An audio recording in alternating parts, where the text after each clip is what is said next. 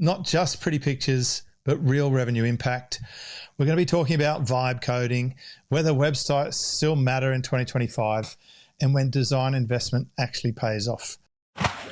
Greg Merrilees has designed everything from my book cover to my website, all my logos, and today he's going to be sharing what he's learned about design that actually drives business results.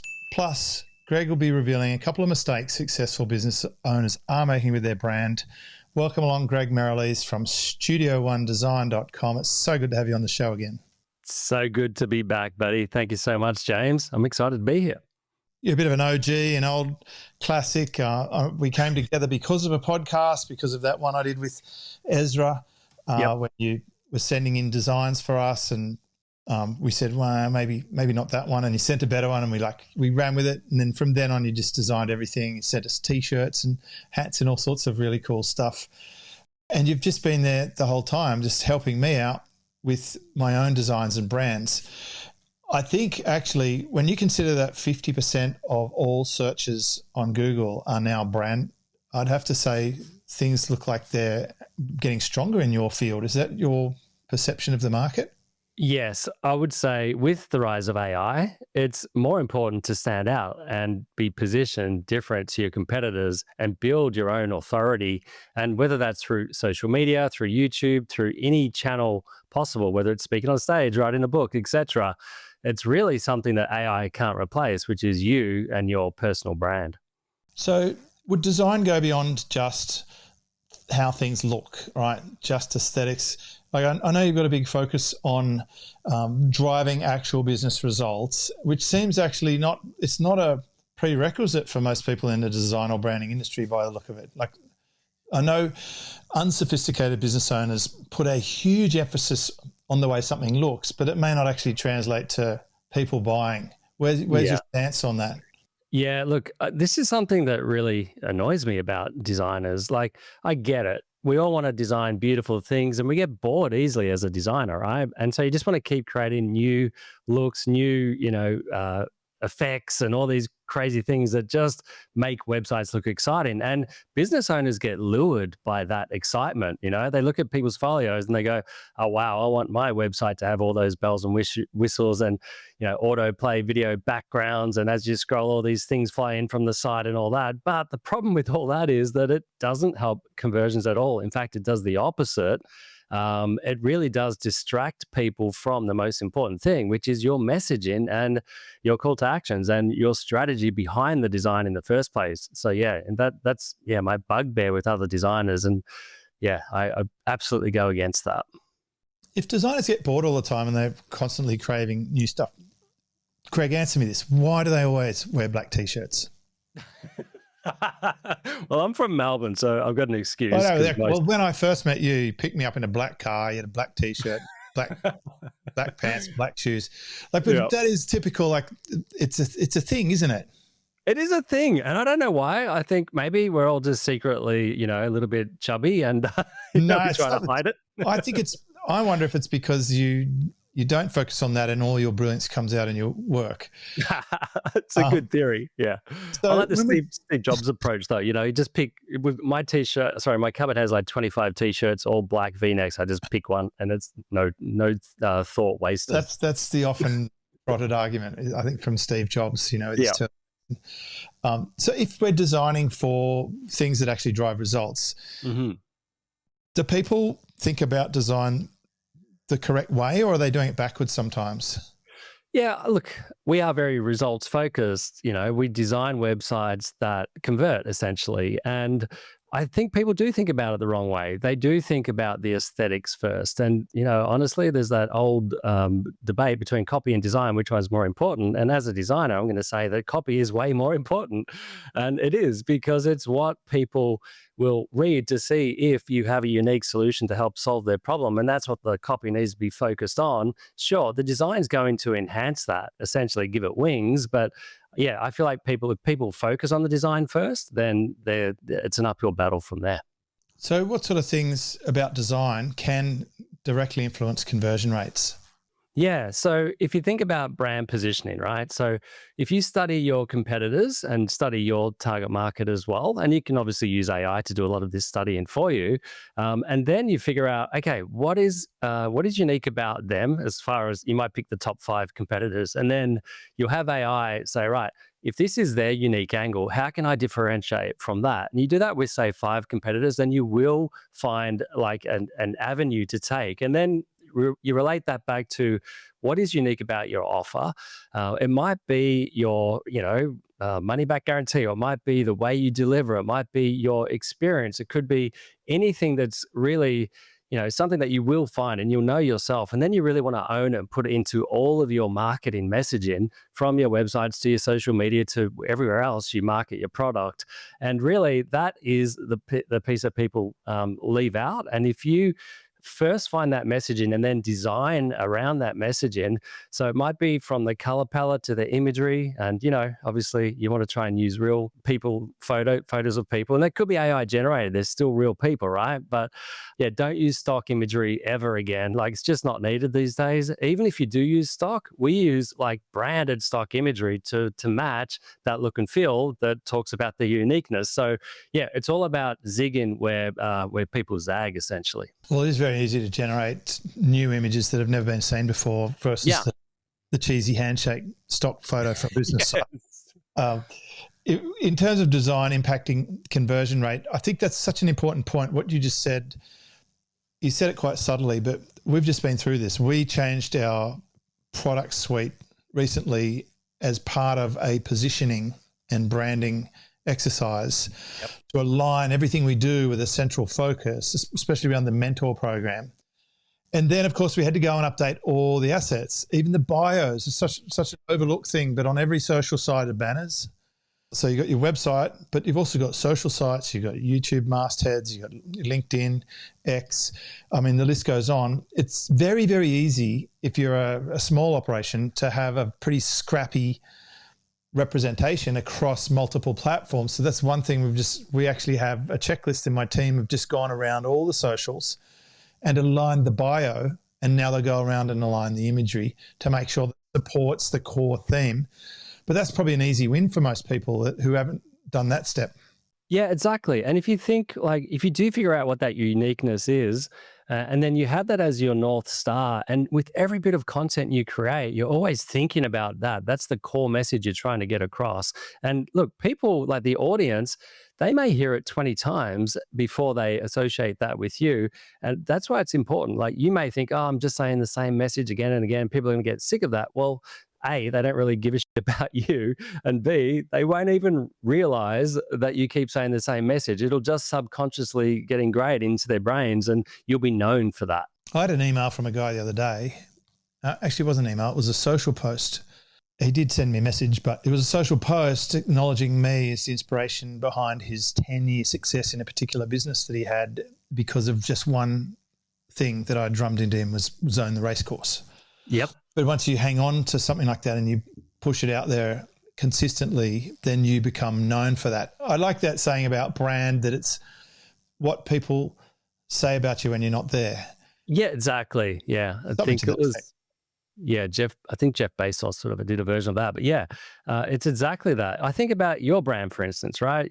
Just like often this happens to me on calls. People say, because I tell them roughly, what I do, and as far as, helping business coaches and things like that. And they say, well, who do the business coaches go to? And I say, well, James Schramko. I said, because he's got a no BS simple approach. And to me, that's your brand, and that's been a transformation in my life. You've been my business coach for over a decade. And it's not easy to do, but that's how you look at everything and reinvent even your brand again and again and again. That's true. And since I rolled out my framework and my AI tool to support what I do, I've made sure that is at the absolute core of it. Simplicity, only signal, no noise. So we are talking a lot about the psychology around the position. Yeah. For me, changing model lineup was a very distinct and specific positioning play, because like a lot of us, we take on multiple things. If you're trying to spread across multiple things, you can lose a little bit of that brand perception, because people they know you for one thing, but also something else. And it can be quite confusing for them. Is he that guy or that guy? Is he premium or is he accessible? And so that was one of the big things around it. But I do want to just shift on to another topic. And we have to talk about this, Greg, because it's 2025. I keep hearing these terms like vibe coding, and I've done this myself. I built out a page for my own AI software using Lovable. It came up with a very good out-of-the-box design, and it did what I needed to do, was to have a placeholder. I'm now in the process of the trademark. I've got a business. I've got the domain, and so it's becoming a thing. And I will build the brand. Yep. But at some point, I know to go and engage the proper designer. Well, in your case, you usually come to me and say, "I saw that website. It's okay, but would you like me to put together a logo or a design guide or whatever?" And that's what will happen. That's invariably what happens. But it's kind of like the brand grows up. Yeah. So I think there's the way I look at vibe coding and all the website builders is I think they're great for prototyping. Yes. And I think they're good to get going quickly. There's no excuse not to be in the market tomorrow if you have a great idea. But at what point do we go and switch to pro design, or do we not need to do that anymore? Like, are you seeing, is this attacking your world? Is it a big discussion, or is it still early days for you? Oh, it's a massive discussion, absolutely. And yeah, Lovable, and there's so many tools out there now for vibe coding. I love it. And yeah, we do it as well. We use it for creating lead magnets because we offer a conversion optimization service. We're doing it for clients, and we're just saying, right, take this business model and, give us some calculator ideas and various, ideas, and then we'll just vibe code and have it done and put it on their website, So then we just put a skin around it. But yeah, it's a big thing, but it is exactly like you said, it's for starting out. But the way I see it is when you are starting to make money from your website, that's when you may think about investing in professional design to help separate you from your competitors. But yeah, use it for starting out, put ideas out there, and yeah, vibe coding, there's nothing better. It's just incredible. Actually, I get it to rip off your design a little bit. And why not? Say that, like I built a page for Tracy's site, my wife's site, and I got it to go and match the color and design of the homepage that you designed for us. Awesome. So that it looks and feels like a connection. I did the same for my surf website. I had to build a news page in an app. I did the same for Lloyd, our friend Lloyd's site. I built him a chaos calculator, and I got it to go and bring in the purple and all the design. But actually, when I was working with Lloyd on that, I said, "Gosh, your website looks so good. It just looks amazing." Like, I cannot believe how far he went from scrappy bootstrapper without a web developer to having this beautiful website. I mean, it's a work of art. That's virtualdoo.com I'm talking about. And so I'm using the professionally designed site to inform the vibe coding stuff. And then if the minimum viable product works, then we can get it properly skinned. But it all starts by having like your color palette or your design outlines. Do we do rounded corners, or do we do square, or do we use this particular, what do you call them, hex color or hex codes? Yeah. Hex code, all that sort of stuff. So I think people probably do judge the credibility as soon as they get to a site, and especially when they're switching from a sales page to a cart or an app to the site. Do you think it's important that seems seamless or is consistent, or is it not that important? I think it's extremely important to be consistent with your brand overall. However, having said that, on social media, you want to mix it up a bit, because it can be pretty boring. Like the classic YouTube thumbnails that are even the same. Yeah, exactly. Yeah. And so we use AI to help us create a version of, and as obviously I've trained AI on myself. And so our team has fun creating AI versions of me with different expressions. And then we pair that with really good design. But at the same time, what you're asking really is about, do you create a brand style guide first, essentially? And you can use AI to create that as well, and to create a unique look for you from scratch, which is awesome. But, and that's it's a really good starting point, but it doesn't really know how to position you different to your competitors. So that's, one aspect of it. But we're lucky. We have a secret weapon weapon, which is actually my wife, who's our brand director, who puts together these elaborate brand mood boards when we're creating a new brand for a client or reinventing a client's brand. And that really does start with having a 40 question questionnaire and then a deep dive call. And it's really from that point, she'll just take all that information and spend like 3 days creating something that's just incredible. So yeah, that's kind of our little secret weapon. But and look, it can do a version of that, and it may keep getting better. But for now, that's what we're doing. Gosh, it's the same in my team. I've got one lady in my team who is just a brilliant designer. It's like a God-given talent. I remember seeing her sketches on her social profile once, and like, did you make these? And she said, yes. And I said, they're amazing. Like, she can hand draw anything on a tablet, like from scratch, anything. Like all the illustrations we used to do were hand drawn and created. But even when she's using the tools, she has that human experience to be able to say good or shit. Yeah.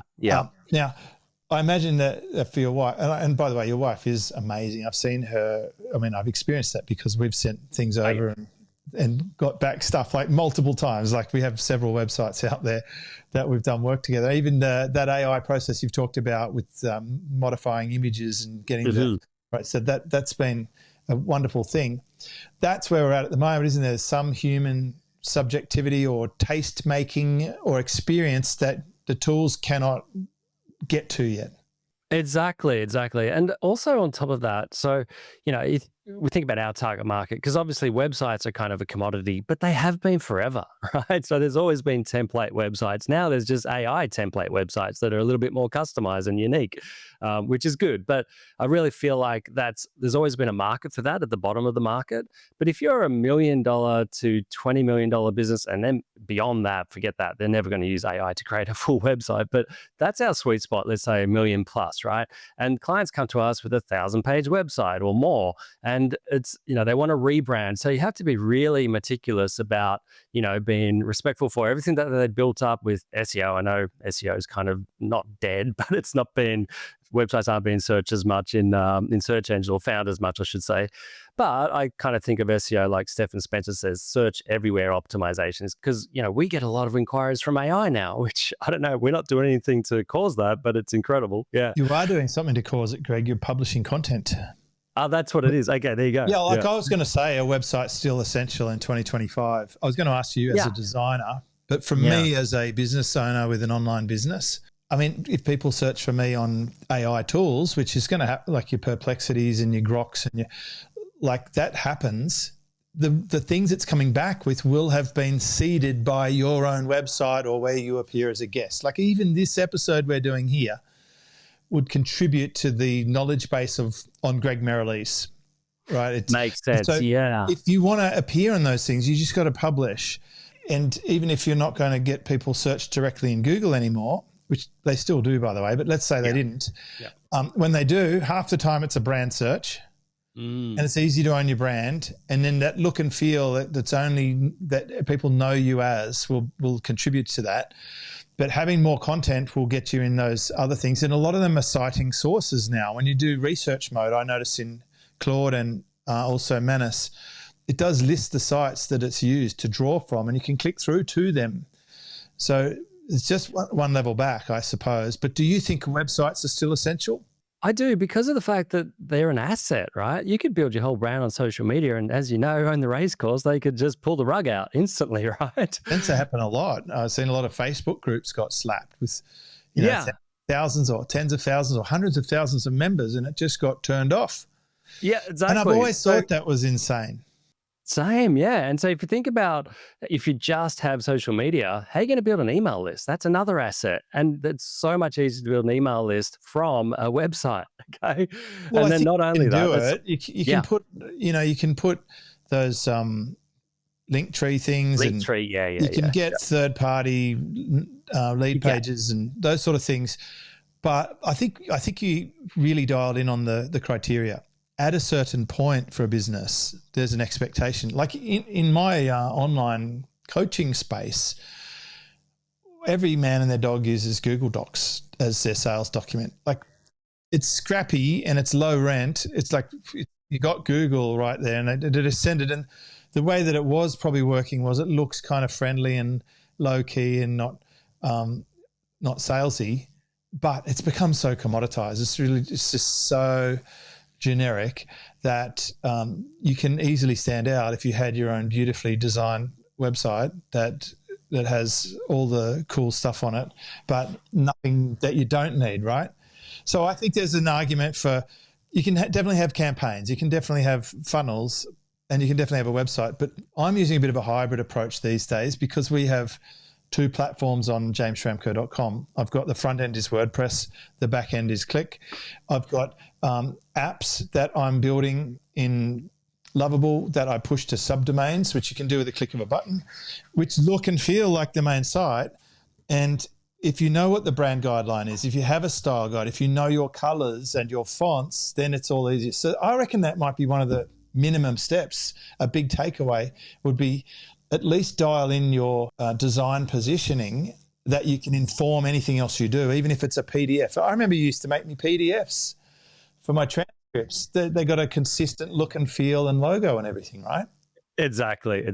Yeah. And look, I would say that like as your business does grow up, then you really want to make sure, like if you want to be seen as a leader in your industry, they're not going to just get an AI website or a template website. They want to be seen as a leader. They invest in design, and their brand essentially is what they're investing in their reputation, and that's the thing, that if you don't invest in reputation when you want to be seen as a leader, then it's going to be subpar. People are going to look at you and think, oh, if they see that Google Doc as an intake form, going to think, oh, maybe this guy or girl isn't as professional as I thought they might be. I just think they bought someone's course and they're copying a BizOp model, and pro. I mean, that's my simple. It's probably a bit harsh, but I wonder, is there an ROI from design threshold or indicator that could guide you as to when it's appropriate to upgrade? Like I know I started in this game trying to figure out how to build a website. I'm a rubbish website builder, by the way. I spent days on just the font and colors and it still looked crap. But I knew at a certain point, I don't know what it was, but probably $1 million a year revenue. Like there's a minimum standard. And I came from Mercedes-Benz, and I know that people pay a premium for a beautiful brand that earned the premium by having great product. And they were meticulous on how the spacing between the star and the words and the size of and the font. Like they would come around and inspect every piece of collateral in our dealership to make sure we weren't breaching the brand guidelines. Under the penalty was massive. Right? You'd lose a lot of money if you messed it up. So what is the ROI threshold or the design investment sort of methodology do you think someone could use as a rule of thumb? Yeah, so it depends on, let's say, how much money you're making and your price point. So obviously Mercedes are going to be like high end, high level. They want that premium look and feel. But if you're just like a lower end brand selling, let's say lower price products, then sure, you want it to be like a certain look and feel. But at the same time, you might have started on, I don't know, it might be a hobby type business, who knows? And you might have just built an email audience. And I guess there's lots of different situations. But the point is, you might want to just think about, right, am I making enough money to invest in just a homepage, and then test that and see if that's going to help attract better quality people to you and opportunities as well. It's not just customers, it might be JV opportunities or other people in your industry. Finally, they've got an eye on you now thinking, oh, okay, I might keep an eye on this business and invest in them later on, like things like that. So, and then just test to see if it is attracting a better quality, clientele or audience. And then potentially, I guess Lloyd did the same thing. We started on his homepage because he wanted to be seen as more of an industry leader.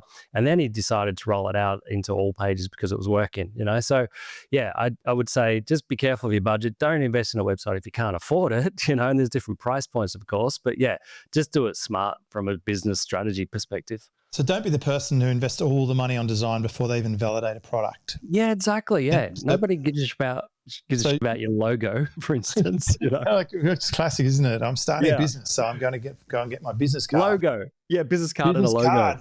Like, seriously. And sometimes I, just in the course of my coaching, I look at some websites. I'm looking at one at the moment that has not been updated for about 12 years. And the words on it haven't been updated for 12 years. And it's a fully functioning little business and it goes well. but it's about to go through it's going to 5x or 10x. Like, it's a cheesy expression, but it is going to go off the charts. There was one use case where I found a website where the conversions did not improve with the more professional design. And even then, I think it's because of the definition of professional design, but it was a scrapbooking website for grannies.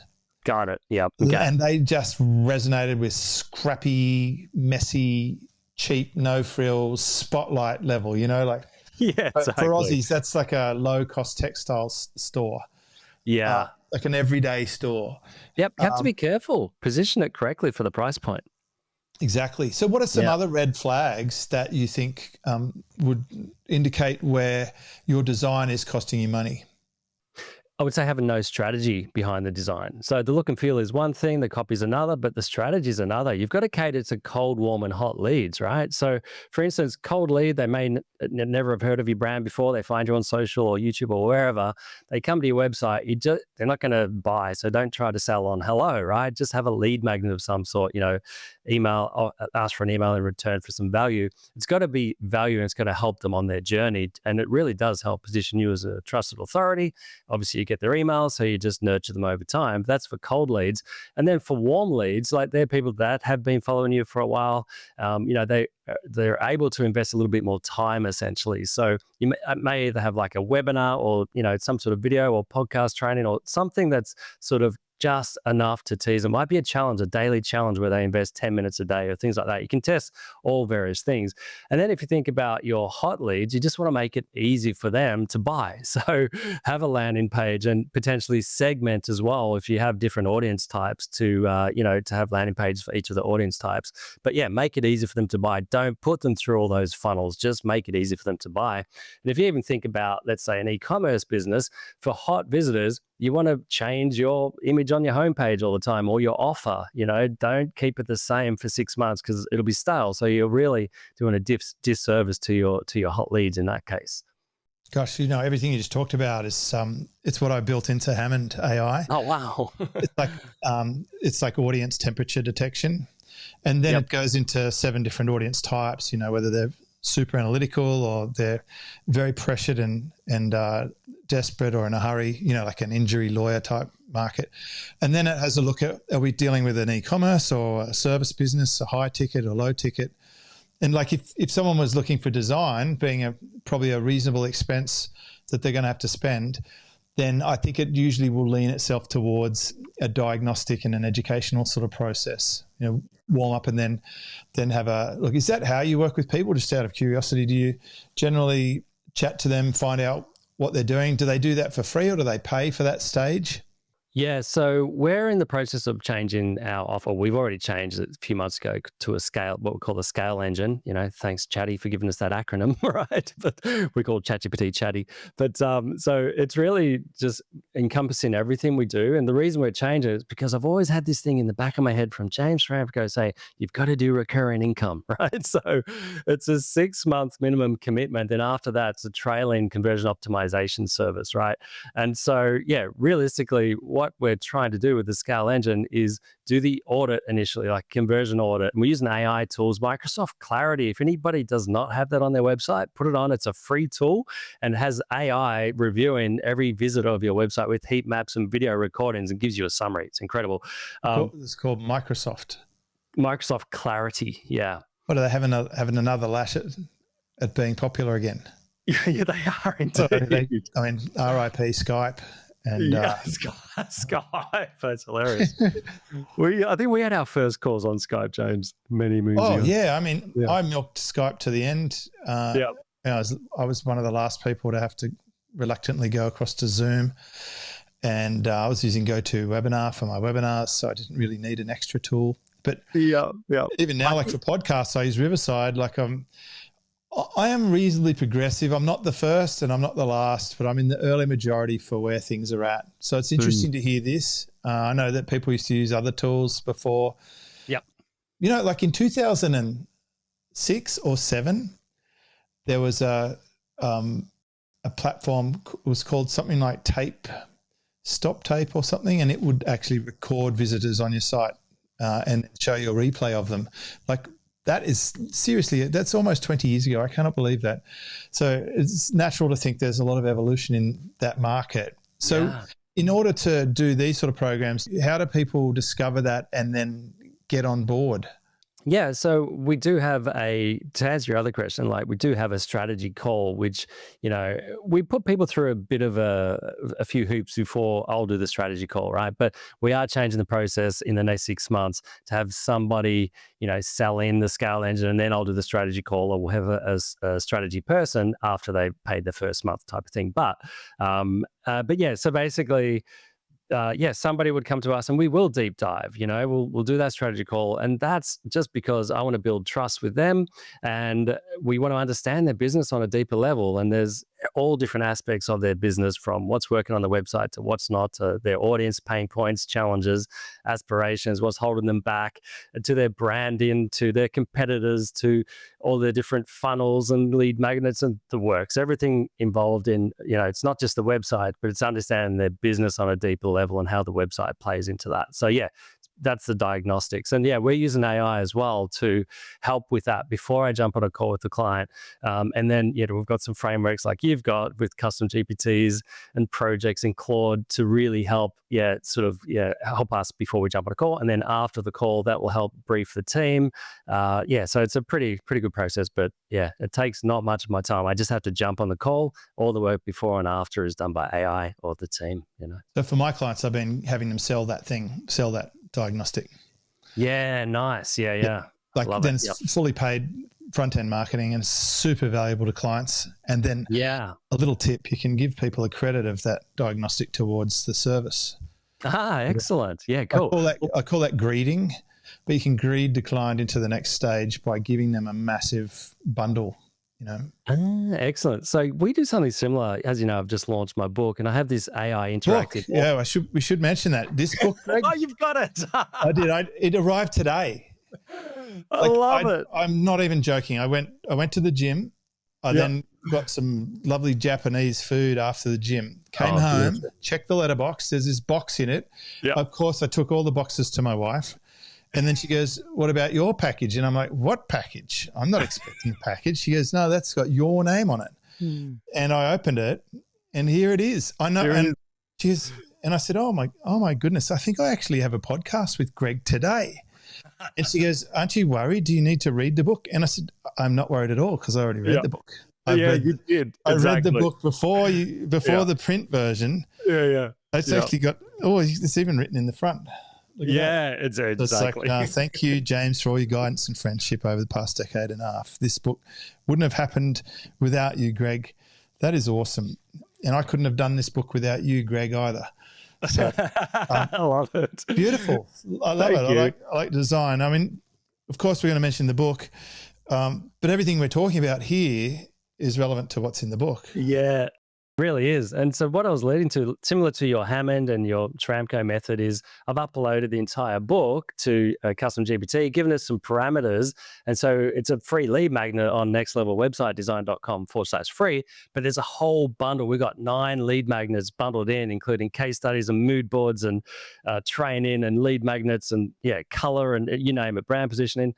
But this AI interactive author, you can just put in, fix my website basically, and you can ask it anything about your website and it's got all the knowledge in the book that's going to help guide you no matter what kind of business you are. So it's really powerful. And then obviously the goal of that is for them to they can buy the book. It's all seeded throughout the book as well. So they can buy it first or do the lead magnet first, but it's really just to build authority. And eventually one day they might reach out for a website.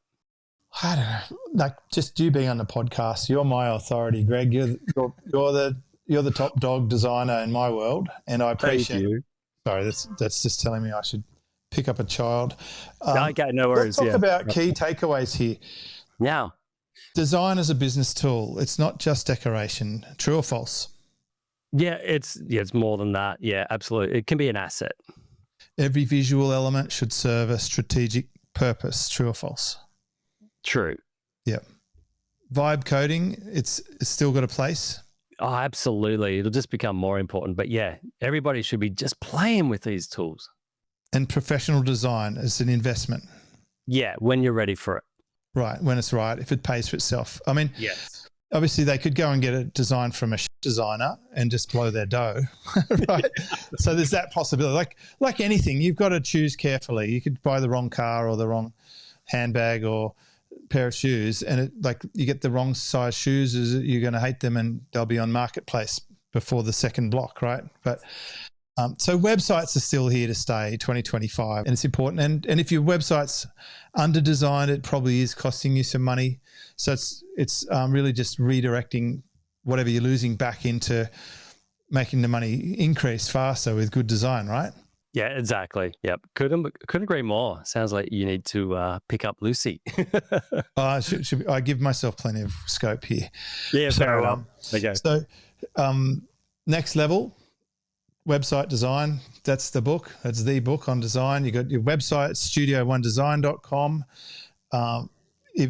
If you need a personal introduction to Greg, if you think you're special, or they've got a situation, or whatever, by all means, just reply to any email I send, and I'll happily introduce you to Greg as well. You're a legend, James. Thank you. You are, Greg, and most of these episodes I do these days are just solo episodes. So they're amazing. When I have a guest, it's a special occasion. I appreciate it. You've got your GPTs and all sorts of cool stuff, mate. It's very progressive. I love watching your business grow from the beginning when you had an office and everything. Yeah, exactly. You told me to get rid of the office. You came to my office in the boardroom there, and you said, "Why do you need this office?" What do you mean? That's the sort of honesty you want, isn't it? Yeah, exactly. He said, "What if I could show you a better way?" And that's when I joined Silver Circle for 10 years. That's it. So it's not just about making things pretty. It's about making a profitable design, right? And, totally. I mean, these websites are up there all the time. It's good if they are working in your favor and you're attracting the right people and making sure that people resonate with you. I think people will pay a little more if they resonate with the brand. It's like it's hard to measure emotion, but it's something that pulls. And people do buy on emotion, right? And they really do. Yeah. Design is a way to tap into that in an ethical way, to put yourself out and say, this is who we attract, this is who we are. If you're the same, if you're like us or you want what we've got, then come, let's talk about it. Exactly. And be relevant, like constantly update your website. It's like a Formula One car. It's never finished. It should be finely tuned for the next race, Yeah, exactly. Yeah. Yeah. So yeah, just treat your website like a never ending asset that just always needs a performance tweak. I love it. Super metaphor from Greg Rocket Merrilees. Spot on. That's my nickname. Thank you. All right. Well, Greg, it's great to have you. I hope you come back in the future. And we'll, in the meantime, also thanks for helping me out with my logo the other day when I needed it in a jam. Like, it was back the same morning. Like, that is just incredible. The service you guys offer is off the charts. I appreciate it. Thank you. Great team. Thank you, James. See ya. Bye. This is James Schramko.